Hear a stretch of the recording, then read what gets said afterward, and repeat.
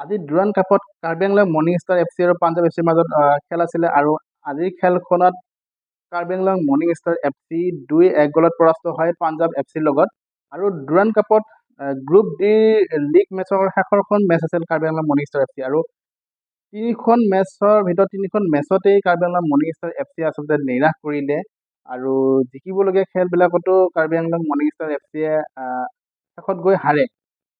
সেইটোৱে বেয়া লাগে কাৰণ আজিৰ মেচখন যদি চাবলৈ যাওঁ আজিৰ মেচখনতো কিন্তু কাৰ্বি আংলং যদিও পাঞ্জাৱ এফ চি এটা ষ্ট্ৰং টিম হয় তথাপিও কিন্তু আজিৰ মেচখনতো Karbi Anglong morning star F C জিকিবলগীয়া মেচ আছিল কাৰণ আহ, প্ৰথমতে পাঞ্জাৱ এফ চিয়ে প্ৰথমৰ পৰা এটেকিং খেল খেলিছিলে, এটেকৰ ওপৰত এটেক কৰি গৈছিলে কাৰ্বি আংলং মৰ্নিং ষ্টাৰৰ ওপৰত।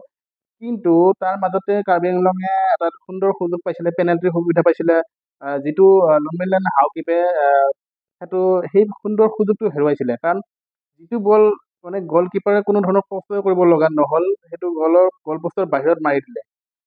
তেনেকুৱা ধৰণৰ সুবিধাবিলাক হেৰুৱালে কেনেকে মেচ জিকিব। তাৰপিছত প্ৰথম হাফটোত তেনেকে যোৱাৰ পিছত ছেকেণ্ড হাফটোতো কিন্তু Karbi Anglong morning star F চিয়ে খুব সুন্দৰ খেল দেখুৱাইছিলে আৰু দুইটা টিমৰ মাজতে টক্কৰ হৈছিলে, পাঞ্জাৱ এফ চি আৰু Karbi Anglong morning star F C দুইটা টিমৰ টক্কৰ হৈছিলে ছেকেণ্ড হাফটোত।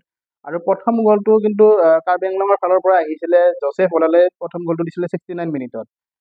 তাৰপিছত আকৌ পাঞ্জাৱ এফ চিয়ে কামবেক কৰিলে, পৰমবীৰে 73 মিনিটত গ'লটো দিলে আৰু তেনেকে এক এক গলত খেলখন চলি থাকিলে।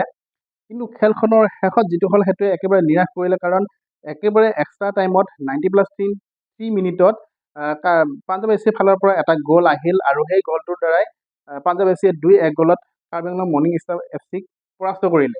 আশা এটা কৰি আছিলোঁ অন্ততঃ ড্ৰ হ'লেও এইটো গ্ৰুপৰ পৰা 1 পইণ্ট লাভ কৰিব, 0 পইণ্টত অন্ততঃ বাহিৰ হৈ নাযায়, 1 পইণ্ট হ'লেও লৈ যাব আৰু বড়োলেণ্ড এফ চিকো এটা সুবিধা দি যাব। কিন্তু সেইটো কৰিব নোৱাৰিলে, তথাপিও বড়োলেণ্ড এফ চি আৰু যিটো পাঞ্জাৱ এফ চিৰ মেচ আছে 9 তাৰিখে যি বড়োলেণ্ড এফ চি আৰু পাঞ্জাৱ এফ চিৰ মেচ আছে সেইখন মেচ কিন্তু চাবলগীয়া মেচ হ'ব কাৰণ সেইখন মেচ দুয়োটা টিমৰ কাৰণে গুৰুত্বপূৰ্ণ মেচ হ'ব আৰু দুয়োটা টিমৰে I T B P F টিৰ লগতো খেলিব লগা আছে আৰু I T B P F টিৰ লগত কিমান গলত জয়ী হয় কোনটো টিমে, বা যদি I T B P F টিৰ লগত কোনোবা এটা টিমে হাৰি যায় বা কোনোবা এটা টিমে ড্ৰ কৰে বা পইণ্ট, সেই আই টি বি এফ টিৰ লগত যিখন মেচ হ'ব সেইখন মেচো কিন্তু গুৰুত্বপূৰ্ণ হ'ব। আৰু Karbi Anglong morning star F চিটো বাহিৰ হ'লে এইটো গ্ৰুপৰ পৰা আশা কৰিম এই গ্ৰুপৰ পৰা বড়োলেণ্ড এফ চি যাতে কোৱাৰ্টাৰ ফাইনেললৈ যায়, সেইটোৱে আশা থাকিল।